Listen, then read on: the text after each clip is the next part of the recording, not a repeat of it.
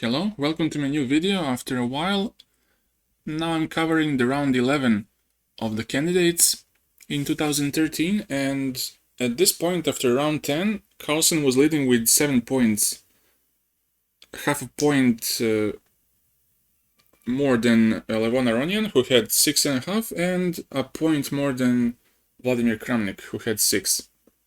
And he had a very important game here to survive, let's say, against Alexander Grischuk. And this game began with 1 d4, and very soon we had a Grunfeld. After knight f6, c4, g6, knight c3, and now d5. And here there are two paths that white can follow. First of them is to take on d5 and to go with e4. This is a more concrete variation, and black here is trying to undermine this center and to establish some piece play with bishop g7, c5, knight c6, and tries to provoke white into pushing his pawns to d5 and then to break them up later on. And the second plan here is to either go bishop g5 or knight f3. It's a more conservative approach, and it leads to a more positional play. Or it might just transpose to the cd5 line. But mostly, if you play as white knight f3, you have some expectations to lead the game more into the Slav-like positions after c6 and something like that. So Grischuk played knight f3, and now Carlsen still doesn't want to support his pawn by c6. He still, quote-unquote, tries to provoke white into taking on d5 and to make the play much more dynamic, because it's more disbalanced that way. It's less symmetrical when you take on d5 immediately with no pawn on c6, because when the pawn is on c6, let's put some moves on the board, let's say e3, c6, and now the center is stable, and if white takes, then after cd, this position resembles of the Slav defense, the exchange variation, and the position is more or less dry. Although still I believe that white is better, but some people don't like it. And after bishop g7 here, Grischuk decides to play a very interesting move, which nowadays happens in most openings, beginning with 1 d4.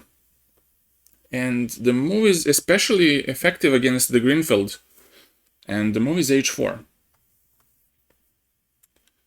The reason why this move is so effective is that, first of all, it might provoke h5, which just establishes g5 as a good outpost for the bishop or the knight. And second of all, if they don't push h5, then white has an option of improving with h5 and getting more space, or in some cases getting some strong attack on the king side.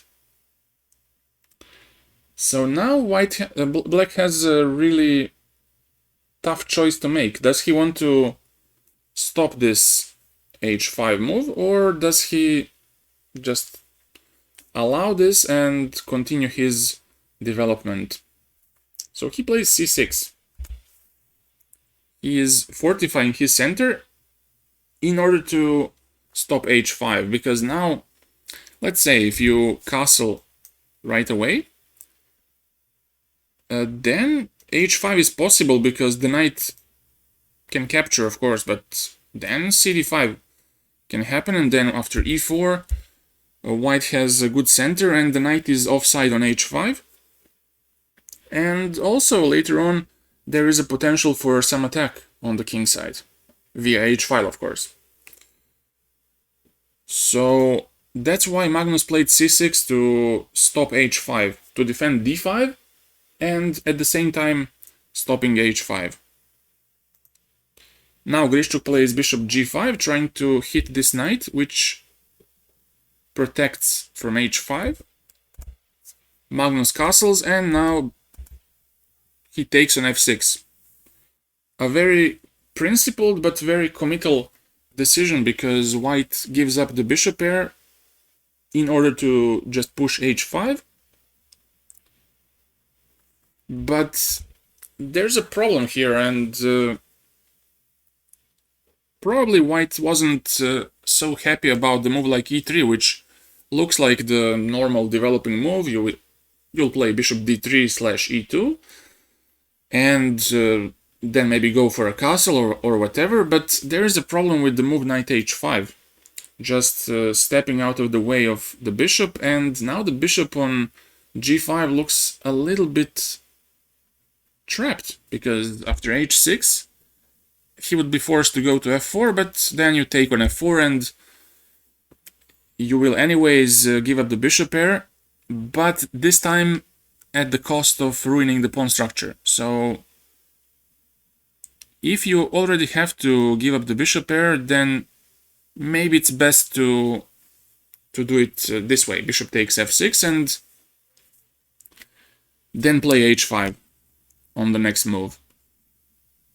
A move like queen d2 to stop from h6 or knight h5 and preparing bishop h6, I don't like as much, because it invites knight e4 as an option, and again, if you don't want to give up the bishop, you have to take it, but after d, the knight has to go back, because if it goes to e5, then f6 is an option. So d4 becomes a target, and it's gonna be taken on the next move. So Grischuk, I think he chose wisely here. Bishop f6. Bishop f6. Of course, here I don't really dig this move, ef6, because it just weakens the d5 pawn, and although it might be objectively fine, because you will defend by bishop e6, knight c6, if necessary knight e7, but I feel like white has a pretty easy game here, because also the bishop on g7 is just so bad. It can never be fully activated, and that's a problem to me. So bishop f6, and now Grischuk plays h5. Finally he gets what he wanted all the time, and now Magnus plays a nice move, bishop f5, trying to get the bishop to help the king side. And here maybe the more active plan here was to go dc4, to take the pawn, to be greedy, but after e4 the position would be so complex, because after b5, let's say queen d2, I don't know, bishop g7, takes, long castle. This would be very interesting, because black also has good attacking chances on the queen side. Very good chances. White has an open h-file, but without the dark square bishop, I'm not sure if it's so easy to break the black's position. On the other side, black has queen a5, b4 ideas, and he can also generate some very dangerous play on the queen side. So in general, I think it's a very, very interesting position to play. And who knows how would this finish. So he played bishop f5 and just finishing development of his bishop, and now e3. Here, also a very interesting move was queen b3.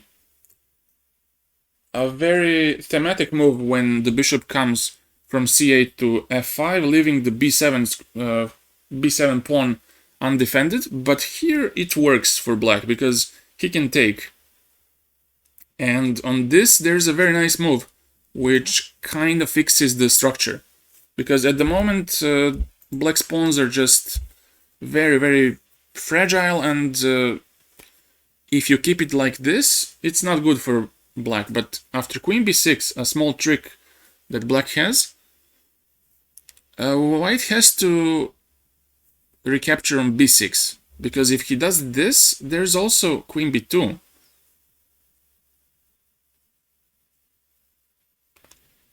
And the queen gets stuck, and also the queen side is just completely busted.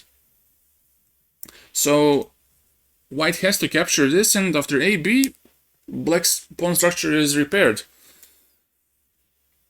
And there is a small issue with this position, because after e4, bishop e6, e5, and bishop g7, the bishop gets a bit stuck on h8 after this. And it could be a small problem after a couple of more moves. The pawn center is holding this bishop pretty much trapped, but also black has some options of creating a passed pawn on the queen side, so it's not all that gloomy and dark for black. Because white also has to maintain this this bishop on h8 with some pieces, and that's also a problem for white. So it would be also interesting to see this position on the board, but unfortunately we didn't. Unfortunately we saw just e3 and now e6. Additionally fortifying the center, protecting d5 square, but it leads to some risk, I would say, because in general you don't want to play e6, g6 with the bishop on f5, because it might invite some trapping of the piece.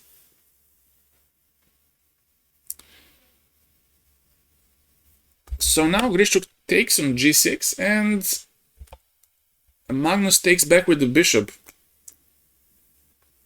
And now his structure is a bit shattered on the king side, but the issue that he might have with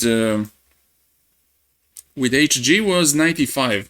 And the thing I was talking about earlier, now the bishop on f5 looks very, very endangered, and it's tough to see how to untrap this bishop.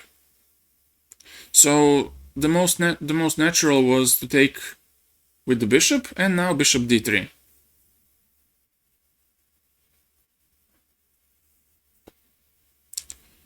And Magnus does knight d7, finishes his development, and now queen e2. Also, what was interesting here was the idea to just take on d5, take, and go king f1. And now to play g3, king g2, and to double on the h file. To double heavy pieces on the h file. That looked like a very, very solid choice, but Grischuk played queen e2.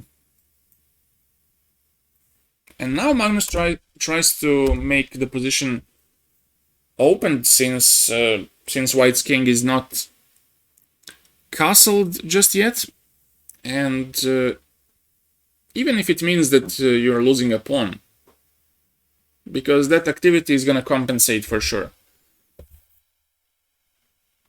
Also here you can also take and go e5 with the similar idea, but in this case it's, I think, more effective, because white cannot avoid the exchanges in the center that easily.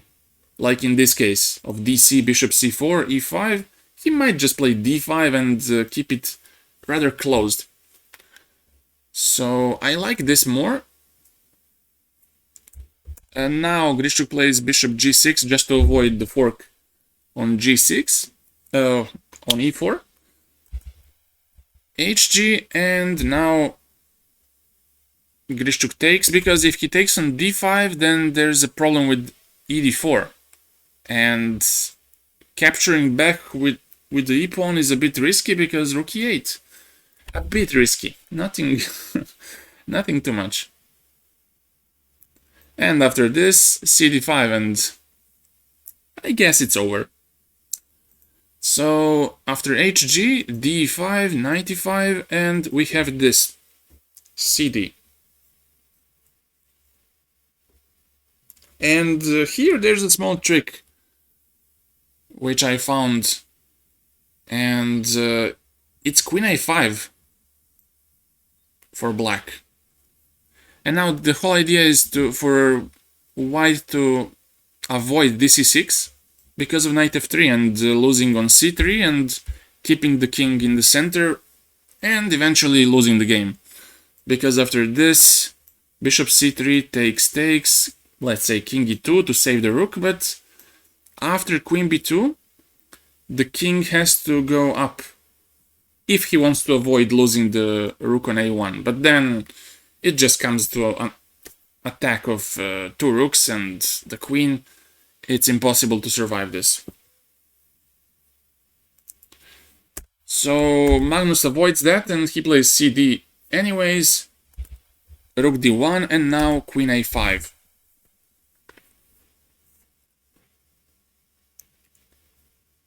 He doesn't care too much about this pawn, but here Grischuk doesn't even take it. He just goes king f1. And let's see what happens if he just takes on d5. Well, probably this was on mind of Carlsen, knight f3, and if you take on f3, then bishop c3, and I think all the issues are solved because black gets his pawn back, and also the king is a bit unsafe. After this, you can give a check here, and then rook fd8. And I really think that this is a good position for black. There's no problem.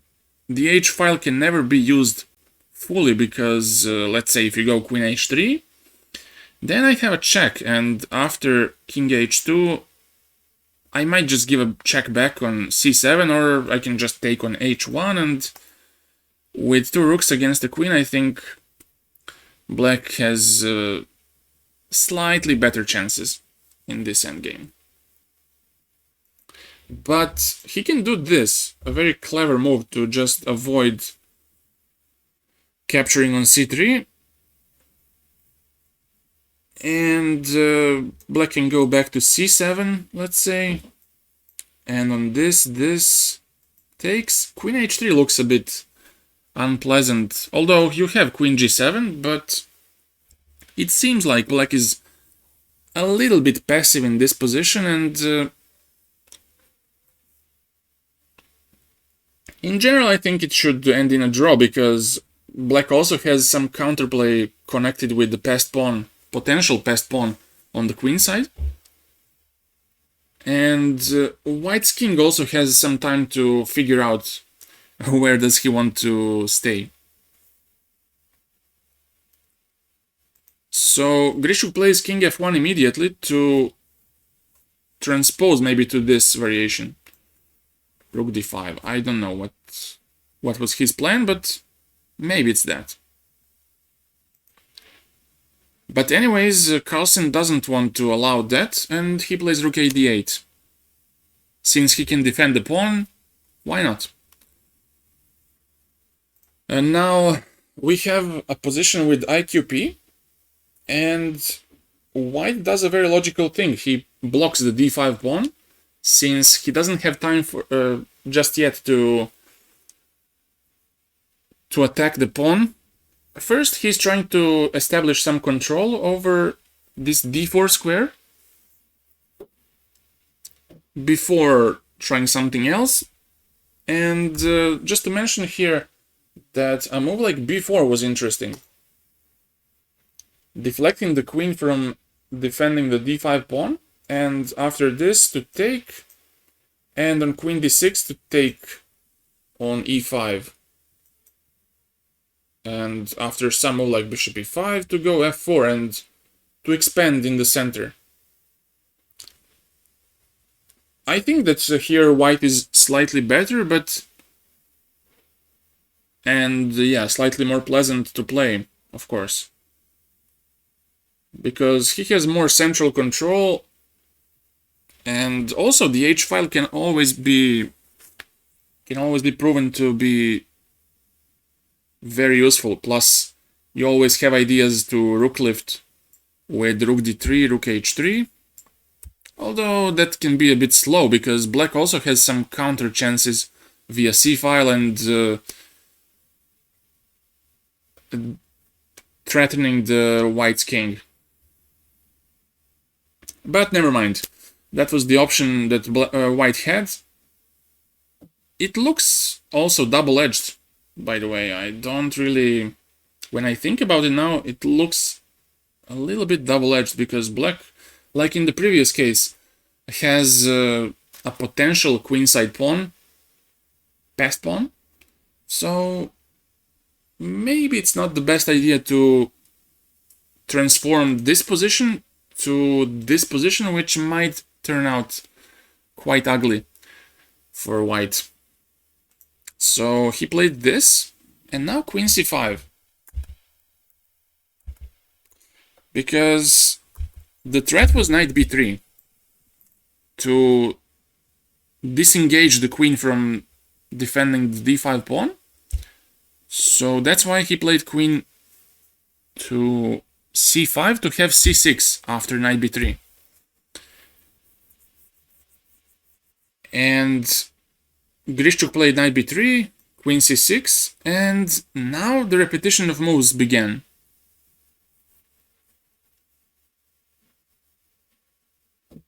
Knight a5, queen c7, and now knight b3, after which they agreed to a draw.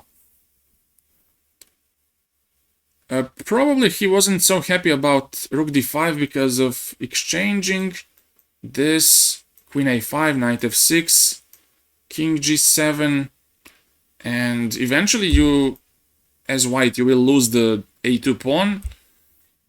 But maybe the chance was to play this. But still, I think after rook d8, you stop this check and you introduce some threats like rook d1, so the queen is never fully safe. And also the queen side is a bit vulnerable without any help of the queen or a rook.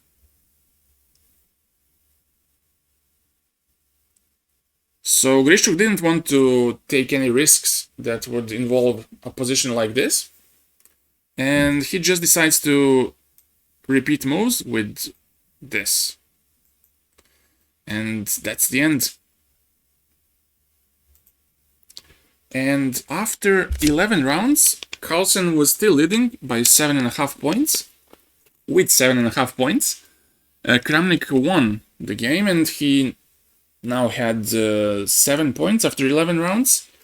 And Aronian, who was the second after 10 rounds, now lost, and he remained on 6.5. And in the next video, you will see the game between Carlsen and Ivanchuk from the round 12. So stay tuned, and I'll see you very soon. Bye.